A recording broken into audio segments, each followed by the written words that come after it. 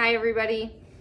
We just finished another voting yogis, and so I wanted to take an opportunity to tell you a little bit about what we talked about tonight, how we can take yoga philosophy and apply it to this election cycle.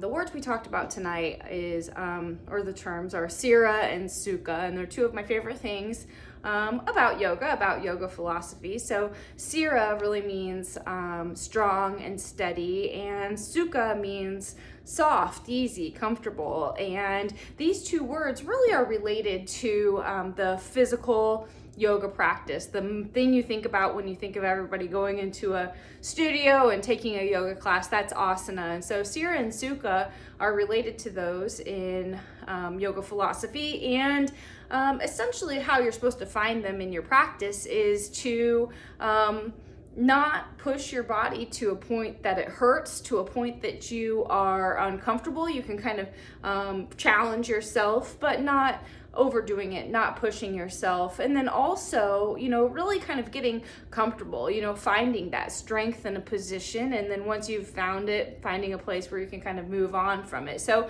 it's a constant balance depending on where you are in your practice. It's a balance being strong and steady, or soft and comfortable, of where we are in our lives. So just for an example, in a yoga practice, I'm going to step back really quick and do tree pose. But we say that there are several forms of tree. One, you just can place your sturdy foot flat down on the floor, and then you can take your opposite foot, you can kickstand it right up against your ankle. And so here's where we might feel Sthira here is feeling pretty strong, feeling pretty confident right here. And if you're feeling Sukha, if you're feeling like this is too easy, you might be able to bring your foot up to your calf. Same element here, and finding strength, feeling confident in this pose, finding ease in this pose. If it's a little bit too easy, you have an option to bring your foot up to your upper thigh. And once again, we're finding strength, we're finding ease in your pose. You can even get your hands to heart center, or lift your arms up above your head. And so these are several different places where you might find your own levels of Sthira and Sukha, challenging your body and still remaining soft and confident and finding ease in the pose, even if you need to go into with an assistance like a wall or a chair. Those are just other ways you're just feeling confident, finding that Sthira. So when we talk about this in our lives, Sthira and Sukha in our lives, I think we really have to think about where we feel strong and steady, and where we're feeling soft and comfortable, and kind of constantly looking for the ways to balance that. And what really made me think about Sthira and Sukha today is the point where we are in the election cycle, where if you turn on TV at all, you will see negative campaign ads. And if you're a candidate, you may be having negative campaign ads directed at you. If you're working on a campaign, if you're friends with candidates, if you really become invested in a campaign, that can be something that really, if you think about going back into that tree pose, let's say you're doing it outside and a big gust of wind comes down and knocks you over. That's sometimes what that can feel like. But how do we find Sthira and Sukha in negative attacks? How do we find Sthira and Sukha in this place in the campaign cycle where especially campaign staff, and I've been there, may be working themselves to death? I mean, right now you're looking at 14-hour days, probably not eating very well. And that's not to say, nothing having to do with what you should or shouldn't do, but that it is a good thing to support your body. And again, this is all just based on my own experience, where I worked on a campaign that they literally sent us pizza every single day. And so I ate pizza every single day. It's not good. So, being able to find this kind of balance when we are working 14-hour days, when we're just crushing it.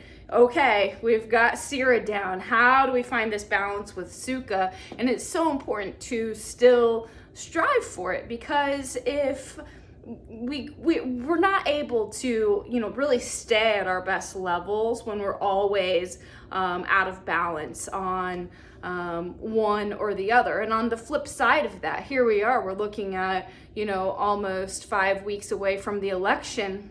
Is there something inside of you that's saying, man, I really want to get involved. I just don't know what to do. I really want to get off my couch. I'm feeling a little bit too comfortable. I feel like that there's more that I can do, that there's more I can offer this election cycle. Then you might be feeling a little bit more of that Sukha. And so, trying to bring that into balance, find a campaign that you can get involved in, figure out a way to help a campaign from home. You can write letters. There's a lot of options. And so that's how we might find those here in our life. And again, going back to the example of, a negative campaign ad, something, on someone that may feel close to you, really being able to reconnect. I mean, where Sthira and Sukha become really important there is feeling strong enough to, accept kind of the blow of those ads to you or your candidate, and at the same time feeling soft enough to give yourself space, to give yourself really room to be able to process how you feel. And you don't have to necessarily just move on from it right away. I think one of the best ways to do that is to be able to find humor in it, but it can definitely wear you down. And if it's wearing you down, if having to deal with these constant attacks is wearing you down, then it's finding that Sukha, finding time and space to be able to take care of yourself in this election cycle. So those are two ways that Sthira and Sukha can play into the politics that we are finding these days. So we're just going to take a couple minute practice. This is just going to be seated. It's probably my most common one, but it's just a little bit of breathing and a little bit of seating. And technically, when they talk about Sthira Sukha, a lot of the terms is having to do with how you're sitting. And if you haven't learned from me yet that sitting is yoga, then I'm telling you that again. So just sitting here, really finding alignment through our hips, through our shoulders, bringing our hands to our knees, either with our palms facing down for a feeling of groundedness or up to receive energy. And then noticing if we're finding Sthira and Sukha in this seated posture. Is it a struggle really to keep that alignment in your back? Is it easy? Just starting to tune into your breath. And breathing in through your nose and out through your nose.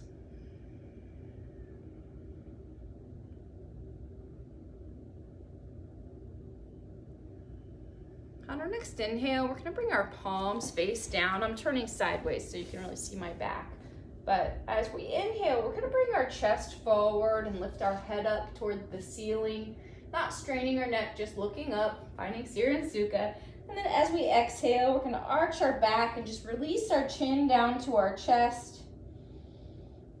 Inhaling to bring our chest forward and our head up. Exhaling back. We'll take one more time, inhaling forward. Exhaling back.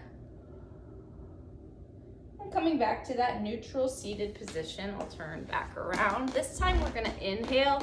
We'll lift our arms up above our head. Let's look at our fingers up there, watch them touch. As we exhale, we're gonna bring our right hand down to the ground and stretch our left arm up and over our body. This is another place we find Sthira Sukha is one of these. Is this easy? If it's easy, you can extend your arm out a little bit more, finding that stretch through your left side and just staying connected with your breath here, breathing in through your nose and out through your nose. Sometimes you can tell when you're trying too hard, when you lose your breath in yoga, and then if you inhale, your arms up. This time we're gonna exhale our left hand down. We'll stretch our right arm up over our body. And if you want to extend that, if you want to find a little bit more strength and stretch in that pose, just extend your left arm, stay connected with your breath. And then inhale, lifting your arms both up to the air. As we exhale, this time we're going to twist to the right, and we're going to bring our left hand to our right knee, our right arm directly behind us. As we look out over our right shoulder, we're just going to reconnect with our breath here, breathing in through our nose and out through our nose.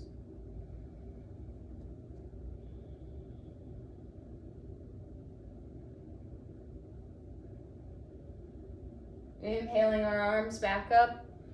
As we exhale, we'll twist to the opposite side, bringing our right hand to our left knee, our left arm, right behind our back, looking out over our left shoulder this time, connecting with our breath.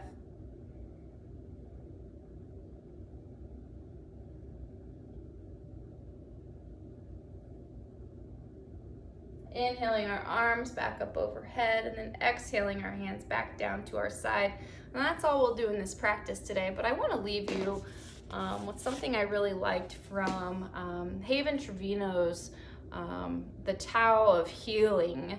And when we talk about Sthira and Sukha, we kind of talk about these opposites and what opposites do, both in our yoga practice and also in our daily lives, is bring balance into our lives. And so in the Tao of Healing, she says to build up, dismantle first; to expand, contract first; to attain clarity, allow confusion; to become civilized, first live in the wild.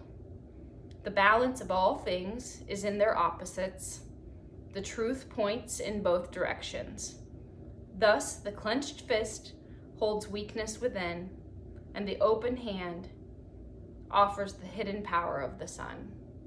So I hope you might join us next week for Voting Yogis.